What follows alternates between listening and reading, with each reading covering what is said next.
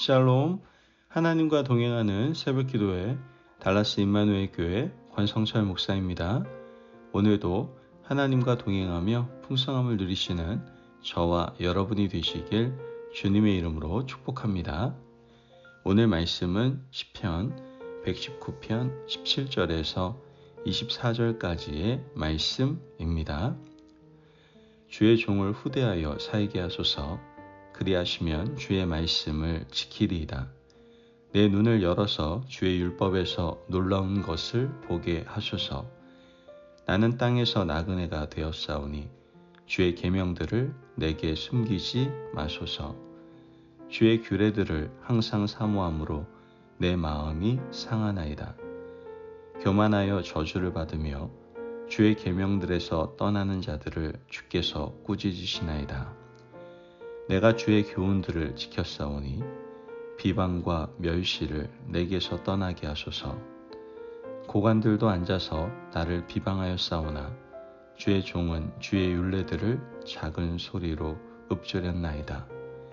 주의 증거들은 나의 즐거움이요 나의 충고자니이다. 아멘. 하나님의 말씀입니다. 오늘 우리가 함께 읽은 본문 말씀은 세 번째 알파벳 히브리어 기멜로 시작하고 있습니다. 오늘 알파벳 기멜로 시작하는 이 본문의 주제는 악인의 비방에 대처하는 우리의 자세입니다.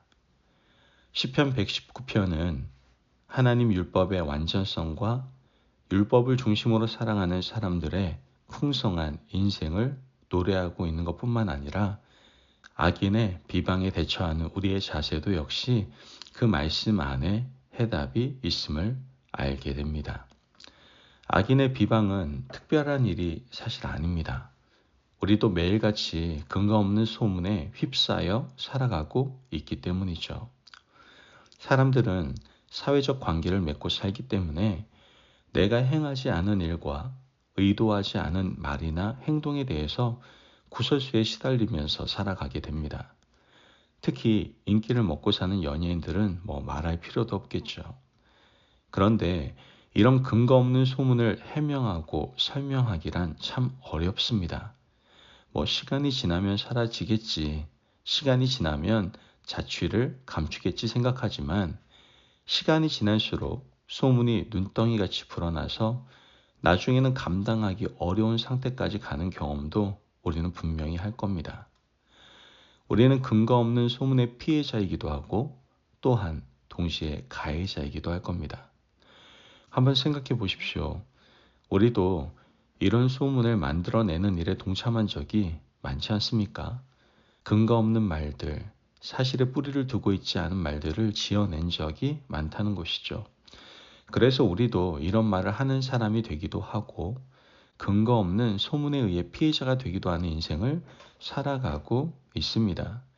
시인은 악인의 비방에 대해서 어떻게 대처해야 되는지, 이런 말로 인해서 상처를 주고받는 세상에서 어떻게 살아야 하는지를 노래하고 있습니다.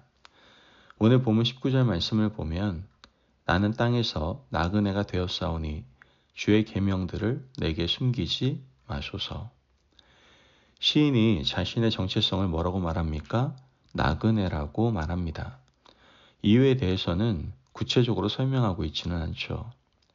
오늘 본문의 주제가 악인의 비방에 대처하는 자세이기 때문에 좀 미루어 짐작해 보면 시인은 머물러 살고 있었던 공동체에서 근거 없는 소문에 휩싸였던 것 같습니다. 자신이 하지도 않는 말들, 행하지도 않은 행동들 때문에 그 공동체에서 살아갈 수가 없었을 겁니다. 떠나보면 좀 나을까? 차라리 여기를 떠나면 나를 둘러싼 소문들로 인해서 고통을 받지 않을까 해서 아마 공동체를 떠났을 겁니다. 그리고 결국 그는 나그네가 되었던 것이죠. 그러나 나그네가 되어도 그 소문이 더해집니다. 저 사람은 어떤 사연이 있기에 오늘은 이곳, 내일은 저곳을 돌아다닐까? 아마 저 사람은 흉악한 범죄를 저지른 사람일 거야. 아니, 저 사람은 살인자일지도 몰라. 혹은 돈을 떼먹고 도망다니는 사람인 것 같다는 등의 헛소문 때문에 나그네가 되어서도 고통을 받고 있는 겁니다. 사실 우리도 이런 경험 많이 하지 않습니까? 차라리 공동체를 떠나볼까 생각하다가 떠나보았습니다. 떠났지만 꼬리에 꼬리를 무는 소문들이 사라지지 않습니다. 그래서 시인은 더 큰 절망을 느끼고 있는 겁니다. 오늘 본문 23절 말씀을 보면 고관들도 앉아서 나를 비방하여 싸우나 주의 종은 주의 율례들을 작은 소리로 읊조렸나이다.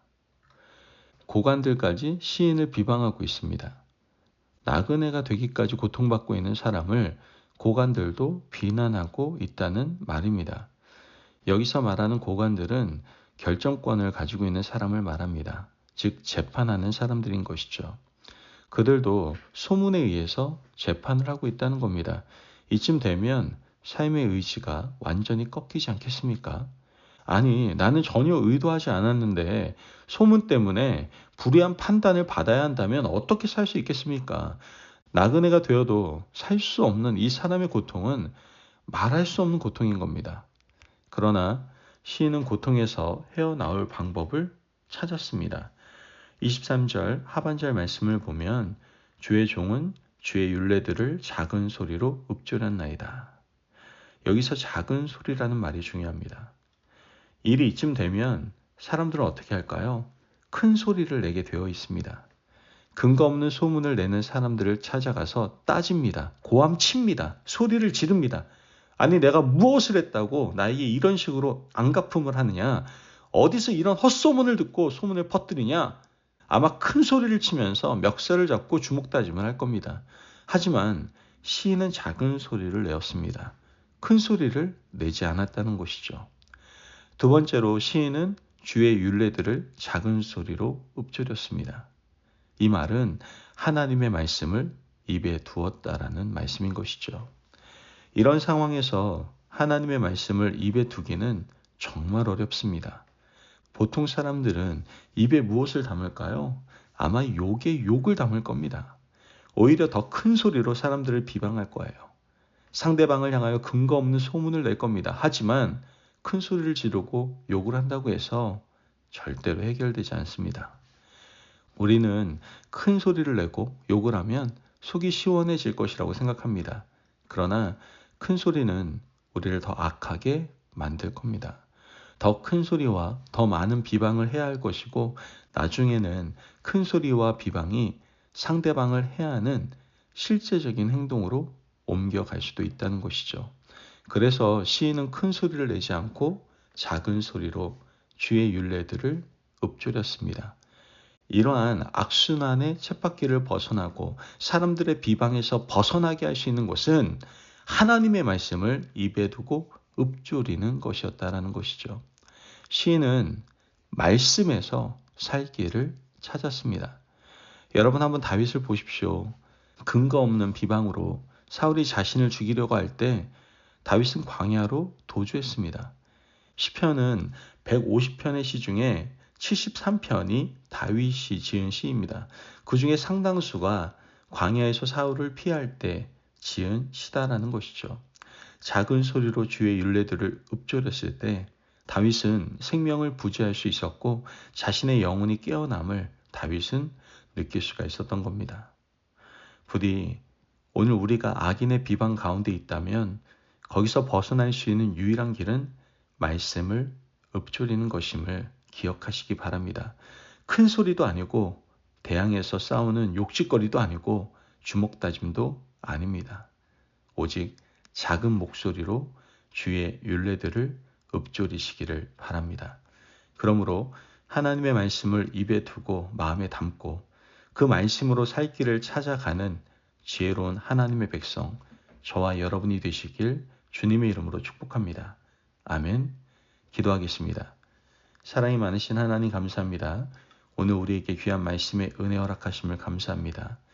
하나님, 우리가 원수의 비방에 큰 소리로 대응하지 않는 지혜를 허락하여 주옵소서.